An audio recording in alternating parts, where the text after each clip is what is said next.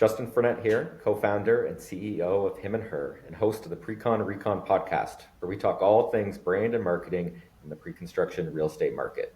I invite leaders to share their knowledge and strategies for success, empowering our community to thrive now and in the future. This episode is brought to you by Him and Her, a creative agency specializing in exceptional branding for real estate and high-end consumer goods. Over the past 8 years, we've helped shape and sell over $2.5 billion in pre-construction real estate projects, crafting and executing strategies that deliver extraordinary results. From successful multi-year master planned mixed-use communities, both high and low rise, to transforming underperforming locations into sought-after destinations, to selling at a residential tower in just 23 minutes, we empower our partners to find success in any market condition. If you're launching a pre-construction project and want to learn more, reach out to us at himandher.ca. My guest today is Rachel Rehkopf. Rachel is an experienced real estate professional who has sculpted the sales, marketing, and customer experience journeys of thousands of new homes across Ontario. Throughout her career, she has brought a number of new communities to the market with experience in low-rise, high-rise, and resale real estate transactions. Outside of launching new communities, her insights on the real estate market have been featured in several prominent publications across the country, including the Financial Post, Stories, and various Metroland media publications. At Neatt, Rachel builds intentional customer journeys filled with deliberate touchpoints that guide residents from purchase to moving day. Rachel, thanks for joining me. Justin, thank you so much for having me. I'm so excited for our conversation today. Well, the first question I always like to ask is, what do you love about what you do? Oh my goodness. I think it's the fact that I have the distinct privilege of getting to help build homes for people. That depth of what we do here in the home building industry has never been lost on me. I've had the opportunity to build some really awesome connections with past homeowners, and those relationships really keep me going. It's so impactful to have a role in someone's largest purchase of their life. So certainly it's that. Yeah, I love it. Every time you drive by a physical building that you know is going to be there longer than you're around is pretty cool. 100%. And especially, drive by a couple years later, the community is full of people. There's people walking their dogs outside. There's kids playing around. And you're like, wow, this is a real neighborhood. People are making real memories here. And that's a very profound thing to be involved in. So something I'm really proud to do, and really gives me a lot of passion for the industry for sure. I love it. Now, how did you get into the real estate industry? Was it intentional? Did you know, or was it by chance? It was both sides. I was in post-secondary. I had a co-op that I was supposed to do. It was going to be a tech co-op. That was where I thought I was taking my career. And 2 weeks before I was set to start on my co-op, the position got canceled, and I needed this credit to graduate. So it was a little stressful. I had all my final exams, and I was, trying to figure out what to do. And I was really fortunate. I had a professor go to bat for me. We were a small program, and she called pretty much every alumni that she could think of and said, do you need a co-op student? I have someone, she really needs a role. And I was so fortunate to be placed in a home builder in KW. And that completely changed the trajectory of my career. I loved it from the second that I started there. In hindsight, there were signs. I've always had an interest in real estate and loved the people aspect of what we do. But didn't really know at the time that this is where my career was going to go. But all worked out in the end. It was a really happy surprise after all. I love it. Yeah. And looking back, was there a defining moment? Obviously, that was a key one, your professor going to bat. Totally. But once you were in the industry, when did you know this is it? I love this. Oh my goodness. A couple come to mind. I think one of the very first memories is when I was at that home builder in KW. I had a local shawarma shop that I loved to go visit. And through happenstance, I found out that the owners of that shawarma shop that I saw really regularly, we had a relationship going just because I was a regular. And they ended up purchasing one of the homes that we were building. And it was a really cool moment where I got to experience really firsthand what that customer experience was like, all the emotions involved, their excitement of building this new home, and what being involved with that purchase really meant to them. And that really foundationally changed the way that I look at what we do in the home building industry and how important the work is and how much the people involved with these purchases absolutely do matter. So that for sure was when it clicked, and I was like, okay, I got to keep doing this. Mm-hmm. Yeah. I think that's a really great point. I think you can get so caught up, especially in larger developments, of just the numbers and getting people. Yeah, everyone's a unit number. But Yes. you got to do your best to build those one-on-one relationships, because that's truly where like so much of the enrichment comes out of this career. It's being able to follow people's journeys and be like, oh yeah, I remember you. We talked about, this deposit extension that you needed 2 years ago, but like now you're moving into your house. Like how exciting is that? Really, really build some good, exciting moments. And what about mentorship? It plays a big role for lots of people. Did you have a key mentor or influence that shaped or guided you in this industry? I love that you're asking this question. I think that's so important. I've been super, super fortunate to have really only been surrounded by excellent mentors in every stage of my career. From that first developer that I worked with, I was in a great in-house marketing team where we were super hands-on. Everyone on the team was so open to my curiosity and created so many opportunities for me to learn, whether it was just like me for the first time using the Adobe Suite or me learning about the home buying process for the first time. Those guys were all excellent and all super invested in my knowledge. Later on, I left that role to take on a little bit more of a sales focused role at a GTA condo developer, specifically just because I wanted the opportunity to grow my skill set in an area where I felt like I was lacking a little bit of knowledge. It's the condo side of the industry is so significant, but very different from the freehold side of things. So I wanted to make sure I knew a little bit of both. And at that job as well, just surrounded by people who were happy to answer my questions and take me under their wing. And even the brokerage I was at as well, like super, super receptive to teaching me lots about the ropes. And that's been something I found really helpful, because you get a diverse perspective of experiences when you can learn from so many different people. I like the word that stood out to me was curious, that you were curious, it sounded like you asked a lot of questions, you weren't afraid. And I definitely see that as a key element of success in this industry, because there's so much to learn, so much you don't know, so much you can do differently than has been done in the past. 100%.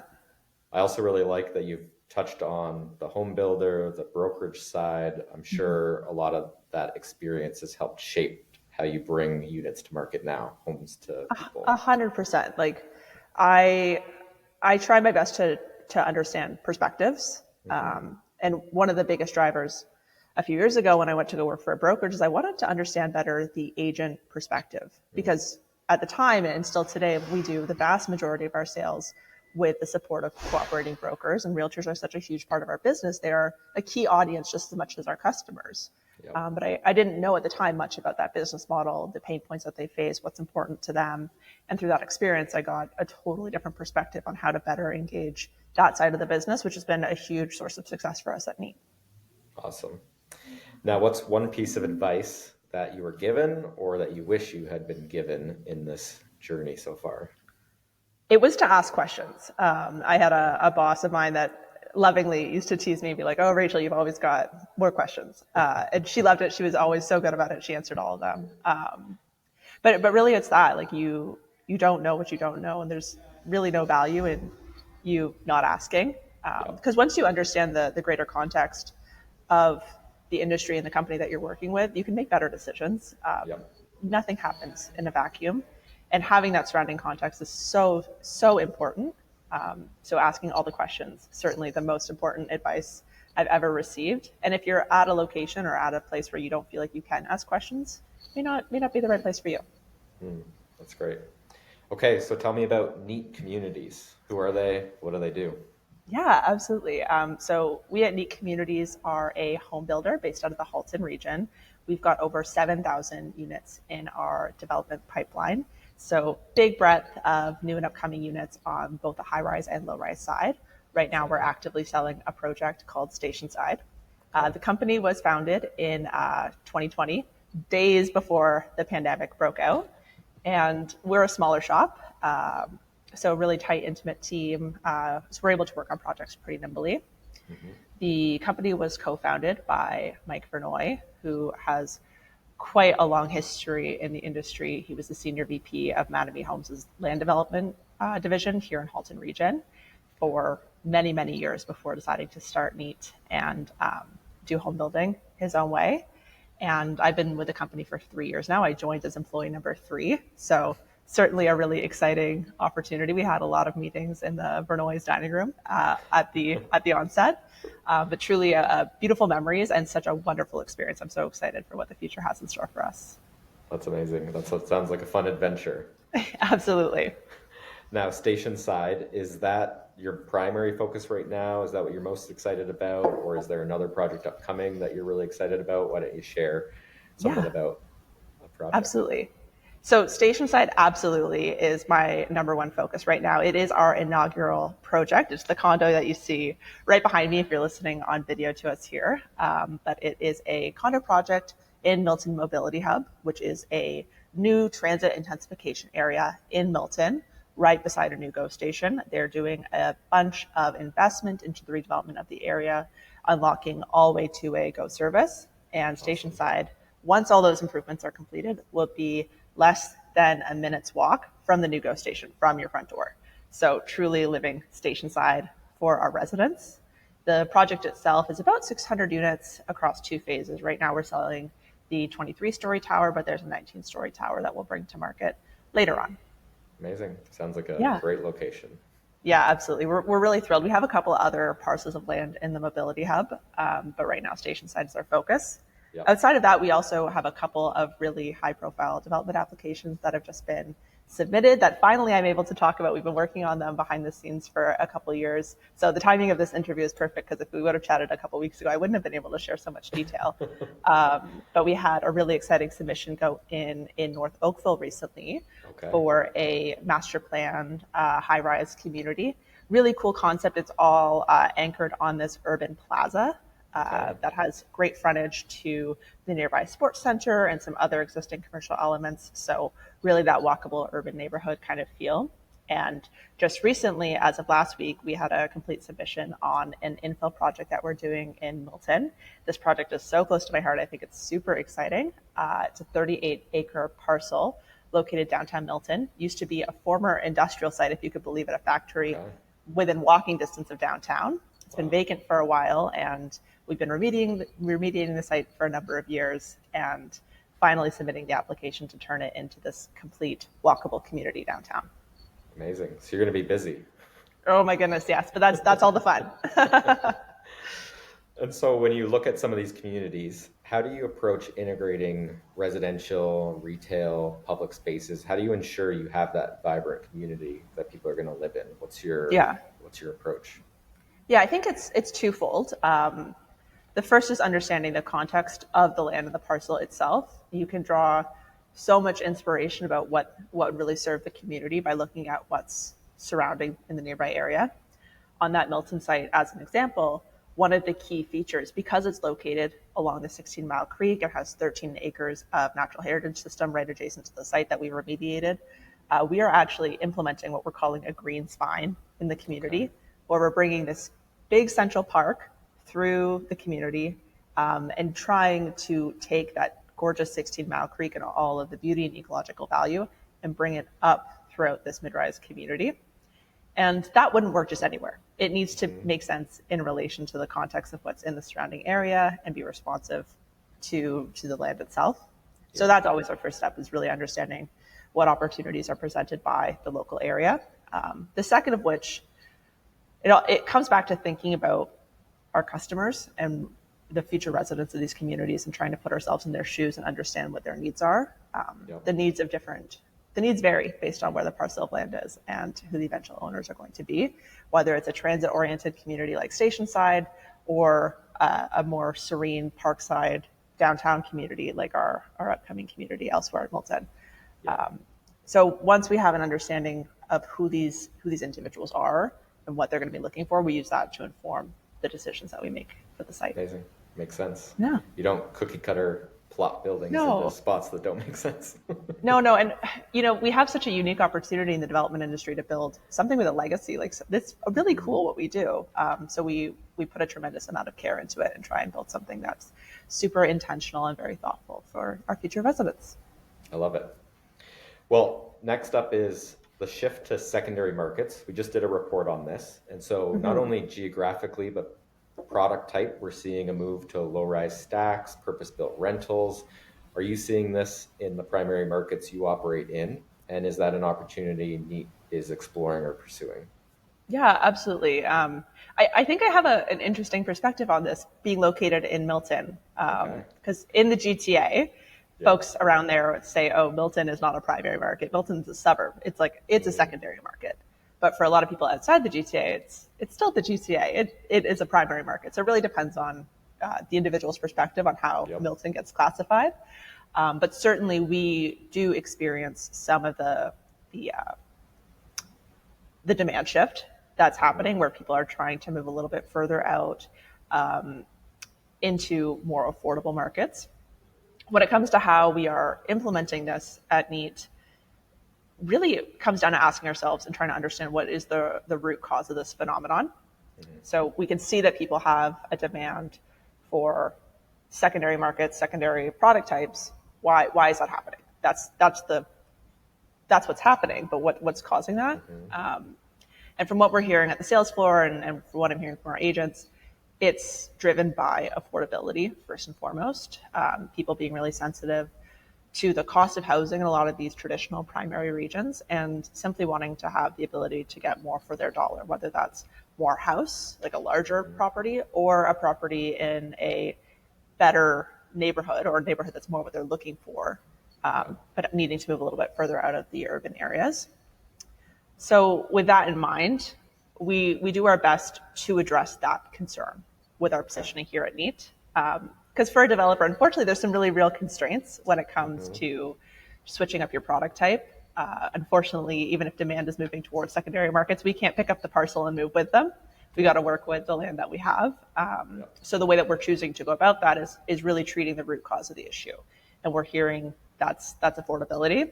And that's a huge reason why StationSide is positioned to really be a value-oriented project. It's a great project, has awesome amenities, but everything that was selected for the project was done with a really fine eye towards what's going to drive value for our customers and what's not. And we only kept what is going to drive immense value for our customers. Amazing. Yep, that makes a lot of sense. Now, in terms of the market conditions, as you said, product type, land acquisition, you can't move as quickly with the market, but are there differences in amenities, finishes, how you approach branding and marketing these properties that you're tweaking based on market conditions? Yeah, of course. A great example, actually, it comes from work that we've done at StationSide. We made the decision to be one of the only condo projects in Milton Mobility Hub that doesn't offer a pool as an amenity program. Nearly everyone else has one, but we made the choice that StationSide's a value-oriented project. The people that are purchasing at StationSide are cost-conscious, and there are real impacts of the decision of putting a pool into a condo. First of all, it increases the cost of the condo at the sales office imminently, but 5-10 years down the line, it continues to be an expensive maintenance item for the condo corporation, and that will have a long-term impact on the condo fees associated with the project. So looking at who our likely purchasers were going to be, and knowing that those condo fees in the longevity of this unit were going to be important to them, we made the decision to eliminate that item. And it's something, by and large, we have had really good feedback on, knowing that we've been able to really work on keeping those condo fees tight as a result of it. That's great. I like the long-term thinking, because a lot of developers, I find, just you get it done and you hand it over to the corp and it's not your problem anymore. Yeah, no, that's certainly not the perspective that we take here at Neatt. We have so much land here in these areas. We are going to be quite established in the communities that we're building in. These are 20-year horizon projects. We want there to be long-standing value for our customers. That's the measure of success for us. And so we're always thinking about it. If someone were to sell this unit in 5-10 years' time, how do we make sure that this purchase really drove the value for them that they were looking for? That's great. And so would you say that really is the biggest challenge you're facing right now, is just the value, people trying to find the right bang for their buck? Or is there something else you're seeing? No, it's certainly that. There's so much inventory in the market right now. I'm sure you're hearing this a lot in the industry, but so many new completions coming to market. And, that's been great in a sense where it's alleviated a lot of the housing shortage, like that imminent crunch housing shortage that we were facing. But for us on the development side, to drive new supply, we really need to have an attractive offer. So trying to do our best to address the pain points and come up with creative ways to make the product work for our customers. One of the initiatives that we've had a lot of success with recently is we rolled out a monthly payment program for StationSide. So asking ourselves, how can we attract a buyer that isn't able to take the opportunity and buy somewhere else. Someone who knows that the prices today are excellent. The prices have gone down quite a bit since the peak. We've got a lot of value already built in for our customers, but may not have the means to put down 20% before occupancy. So we rolled that program out in January and have had sustained success over the spring market with that option, being able to attract, frankly, a lot of buyers that are just saving for their down payment with us. Yeah. And, it's been great to offer an additional option. That's great. I think that's smart. So if we move into the land of brand and marketing specifically, how do you as a company approach branding and marketing a project that resonates with the buyer today? Yeah. I think one of the things that we try and do differently here is think of our buyers outside of the traditional market segments. I'm sure in this industry, we've all heard like, okay, you've got your first time buyers, you picture this young couple, maybe they're newly engaged, newly married. You picture your upsizers, this like family of four trying to buy a larger house with a yard, your downsizers, your investors. You have an idea of who these people are. But quite frankly, in today's market, I don't think those segments are as reflective of the reality of who's buying as they used to be. And if you're continuing to think in these more traditional buckets, you'll miss the mark on creating the right emotional and logical appeal for your customers. So one example of that we've been finding a lot lately for first-time buyers, the demo is very rarely a young couple that walks into our sales office today. It's parents and their young child, 18, 19, 20 years old, and their parents in the local area. A lot of folks are StationSide that grew up in Milton that want their family to stay close in Milton, but they're looking at the prices of townhomes in the area and saying, that's not going to work. Let's get our kid into the market with a condo nearby so we can keep our family unit close as they grow. And their intention, maybe isn't for their young child to live in this home forever, but perhaps by the time they're done university, they can live there for a few years and then they'll use that as a step in a property ladder to get something bigger. But it's just a way to get them established. So the buyer psychology of that unit is completely different than your typical first-time buyer. You've got an experienced buyer, the parent on the deal, that's in often cases driving the transaction. But then you also have another party, the first-time buyer, the younger adult, who has a lot of questions and will need a certain amount of certainty walking through the process. So you need to vary your positioning to meet the needs of both those people. Totally. I think you nailed it on the head, because even I just had Alan from Schinkel Properties out in Winnipeg, and they have quite a few number of their developments are kind of retirement / no children communities, which again, you would go to the downsizer, retirement age individuals. And he said over the last number of years, it's loads of young couples moving into these communities that don't plan on having kids, and it totally flipped their script. And that's why I agree with you in that we focus on, you said the emotional, but the lifestyle of the property. Why does it matter whether you're a first-time buyer or downsizer or what you look like? It's just, do you come here and does that lifestyle of that community fit what you're looking for? Yeah, absolutely. Great. The lifestyle element, I think, is interesting too. Something that we talk a lot about as well is this this investor mindset that a lot of our purchasers have, even if they intend to live in the property for a time period. There's an appeal to what's driving the process is this desire to become a real estate investor. Whether, especially because we're selling high-rise condos, for a lot of folks, this is a product, even if they do live in it, where they may only be in it for a few years before they intend to move up and continue to grow on the property ladder. It's meant to be an entry-level product. So we often are pitching that this is your first step. This is how you start to gain appreciation and equity, get your first foot on the property ladder. And for those individuals, the typical warm, fuzzy pitch isn't super important. Like for a lot of our first-time buyers, funny enough, are buying as investors. They plan to live at home still with their parents, but they're buying this to get their foot in the property ladder, get things moving on that front. Those guys often don't care about how amazing the party room is. That's not the lifestyle that's appealing to them. The lifestyle that is appealing to them is this idea of generating wealth and starting on their investment journey and what that's going to mean for their trajectory of their life and their future portfolio. So it's kind of an interesting perspective shift. And I think if you're not really getting to know your customers, you might miss it. That's great. Now, finding customers, digital channels, they're evolving constantly. What platforms are you finding most effective to bring potential buyers in? Yeah. Yeah. This is another place where I think I look at this a little differently, where a lot of real estate marketing, I think, mirrors influencer marketing in the sense where a lot of our customers, their desire for their purchasing journey comes through purchasing with a real estate agent. That is how they want to make the transaction happen. That's what they're comfortable with. That's the way that they want this to go. So a lot of our strategies involve with engaging that real estate agent and giving them the tools that they need to succeed. And we've tried doing it the other way. I've swam upstream on this for a while. But really, I looked at the data, and 9 out of 10 of our successful purchasers, people that have completed a worksheet, they registered with Neatt for the very first time when they submitted that worksheet.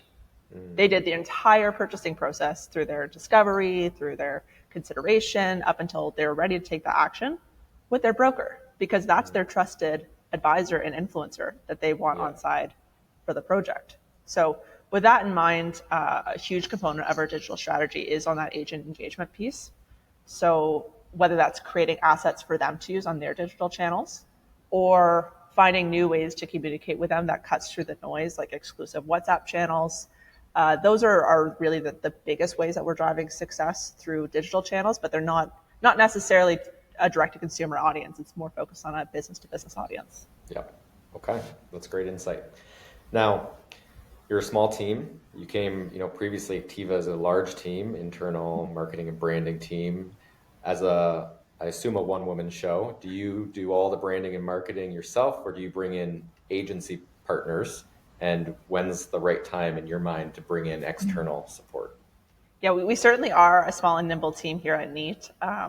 We've got myself on the marketing side, and I also have an amazing deals administrator, customer care team member that has taken into a lot of the marketing items, gotten really into that. So he's a huge asset to the team. So certainly not a one-woman show in that regard. I couldn't do it without him. But we rely very heavily on agencies because at this point in time, we don't have the volume of new releases, especially like on the low-rise side where you do often have new product coming out relatively more frequently. StationSide, we did a big push at the launch, and we're still using a lot of those assets today, and that was over a year ago. So I like to lean on agencies, and the other great thing about leaning on agencies is that they deal with a lot of projects. Same with on the brokerage side. I'm going to live, eat, breathe, and sleep for StationSide for the next 3 years. This is my baby. But for an agency, they've got 10 other projects on the go in that time. They're learning, they're seeing other launches take place, and they've got their pulse on the market in a way that's a little bit different than what mine looks like because my focus is so intimately tied to the projects that I'm working on at this time. So love that perspective that they're able to bring to the team. Awesome. Now, what about risk taking? Is there anything risky or innovative that you've done in a project, something bold that paid off or maybe didn't pay off, but you learned from? Yeah. A couple things come to mind, but the most recent that I feel like we'd be remiss if we didn't talk about was just launching that monthly deposit program. Okay. 2 years ago, I think most people would have keeled over if we talked about the way that we are running these deposit programs these days. But the reality of it is it's addressing a very real need from buyers. Affordability is a challenge. Having down payment saved is a challenge, especially with resale. You can buy for 5% and you can move in 30 days. Yeah. We need to do something different to get those folks into the sales center, especially if we want to have any chance at attracting an end user buyer into our projects. So certainly something that we thought a lot about, certainly something that is a difficult decision to make. Administratively, it's tough. There's a lot of moving parts involved with running that program, but we've had so much success with it, and we're very proud of it. Amazing. And so in one sentence, what do you hope people say about Neatt Communities and projects 25 years from now? All your exciting projects are now built, people are living in them. In one sentence, how does somebody describe a neat community? A little bit of a different take on this. What Yeah. I have always held in my heart for Neatt is in 10 years' time, when I'm going on the MLS and taking a look for units in Milton, in the brokerage remarks of the listing, I want to see built by Neatt Communities. Okay. That is such a hallmark within the real estate community of a high quality builder, a high quality project, when even beyond the period of the carry-on warranty program. The Yeah. home is established. It's not new at this point. But Yeah. even years into the future, the realtors feel it's important for buyers and their agents to know that this is built by Neatt Communities. That is impressive. And that's a legacy of value for our customers. So Yeah. that one sentence, built by Neatt Communities. I don't think you can beat that. It's No. amazing. Okay. Now, when somebody in like our culture today, what do you think somebody describes home or neighborhood or community as when they think about where they live? What are the elements that you think they'll use to describe that? I think the idea, it pertains so much to what's nearby, like the relation to what is in their backyard, Yeah. whether it's their neighbors that they have close relationships with, whether it's local green spaces, parks, their favorite restaurant, where they're locals, things of that nature. That kind of richness in third places is such an integral part to what community is. And I think today, especially in light of everything that happened after the pandemic with the real estate boom and then the contraction that we're facing nowadays, people are much more attuned to value. They are really looking critically at what makes a neighborhood a great place to live in and what's going to make it something that, is going to continue to be a great place to be in 10, 15 years down the line, because that translates not only into their enjoyment, but also real value for their purchase. So yeah, certainly proximity to those third spaces, top of mind. Okay. Now, what excites you most or scares you most about the direction real estate market is headed? You know, I'm so thrilled. I'm not sure how close this episode is going to be to when it goes live, but recently we just had that GST announcement come out last week. We're working really hard on getting that up and ready for our purchasers as quickly as possible so they can take advantage of that, hopefully right off the purchase price of their unit, and find some immediately relief on that value and affordability side that we've touched so much on today. Yep. So that's something that I'm very excited about. I'm glad that we're finally having conversations about how we can make pre-construction more affordable and also reduce, quite frankly, the unfair tax burden that's been put on this product type that is not it's not seen with resale properties. Yes. So just making that a little bit more accessible to everyone. Okay. And then you mentioned you've got a lot happening inside a small team. Is there a piece of technology that you're using, have your eyes on to help manage everything you've got on the go? Yeah, you know what? I'm trying to be better about using AI. It has been a challenge. I feel like I'm not using it as effectively as I could have. I grew up social media, internet native. I was part of that generation that, had Facebook when I was 12. And that's just always been second nature to me. So I've really never had to experience learning as the world technologically evolves. But AI is certainly a new frontier that is moving really quickly. And younger people these days, they're AI native. Like ChatGPT is their search engine. Google is like irrelevant to them. That's where they're living and working out of.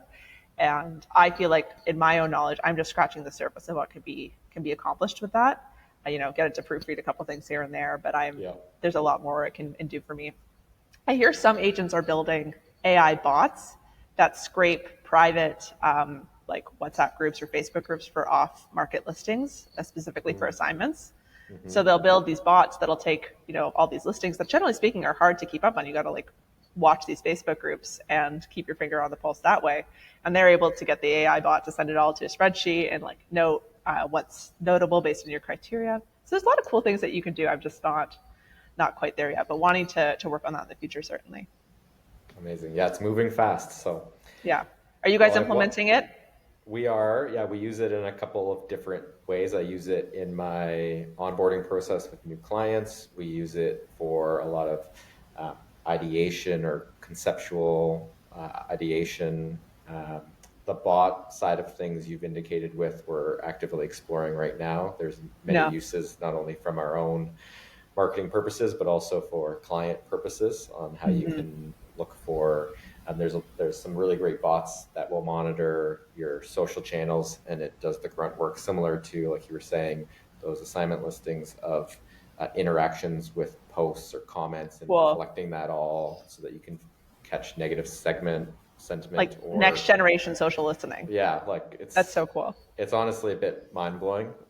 So, so Yeah. people who think it's not here to stay are wrong. It's going Yeah, to I would agree. transform everything quite quickly. Rendering agencies, I think, are going to be dealing with a lot of changes. Like, if you wanted to take a render and then add a moving sky to it, you're adding a couple $1,000 to your render cost. You can now take your render and plug it in AI and it can animate a sky for you. So Yeah. there's Just like that. more value being driven out of what you can give. So I think everybody's got to rethink their service and product offerings and how you can do more with less.